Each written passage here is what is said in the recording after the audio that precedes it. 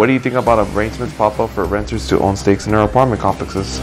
So the National Real Estate Investor today told us that tenants, right, the landlords are looking for opportunistic ways to give tenants a share in the building.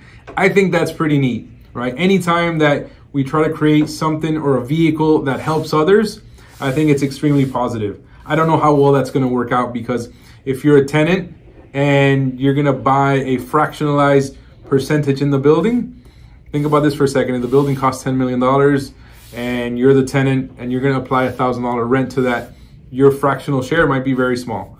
I don't know how that's going to work, but I'll tell you this, I'm all for it. If I could offer the same thing to my residents in my units, I absolutely would.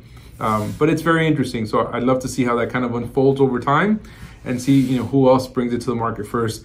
I'm not the first guy that's going to jump headfirst into something. I want to understand it, analyze it, see how it flows through, and then make a decision. Don't ever jump into quick decisions, because that's how you get into trouble. So with these tenants, for them to have a equity interest, it's interesting to see.